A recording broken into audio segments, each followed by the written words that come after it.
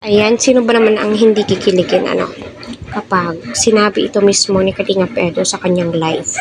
Alam naman po nating live ay napakaraming taga-suporta, entak po lahat dyan. Andyan po lahat ng mga sponsors nakikinig, mga bashers nakikinig.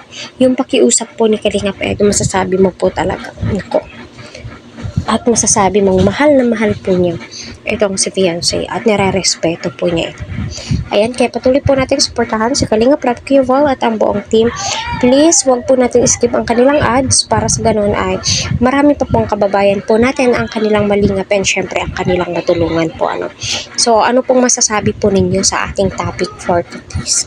Malamang marami po kayo na updated po sa mga live ni Kalingap Edo.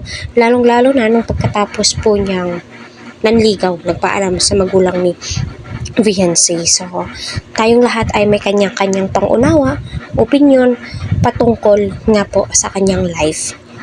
Masasabi mo po talagang, di baling siya ang mabash. Wag lang po ang kanyang inaalaga ang babae na ito nga pong si Fiancé, diba? So, magpapasana all ka na lamang po talaga, So, kung paano pinoprotektahan ni Kalingap Rab ang kanyang mga angels. No, ganun din po si Kalingap Edo kasi alam naman po natin, isa po siyang good Samaritan. Nasa puso na po talaga nila yung paglingap. Na-adapt na po talaga nila ito kay Kuya Val Santos Matubang. Syempre, ramdam po natin na kilig ang magulang ni Fiancé. Masaya ang magulang ni Fiancé. Proud po ang magulang ni Fiancé at kay Edo.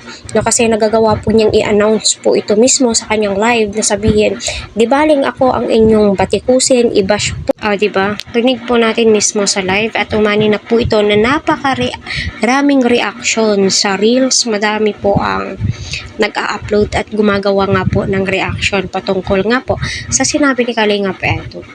Bilang supporters po ng EDC, masasabi ko talagang ito na po yung inaabangan po nating lahat. At hindi po ako naniniwala na hindi po nahulog yung loob po nila. Ramdam po natin at inamin po nila ito sa part 62.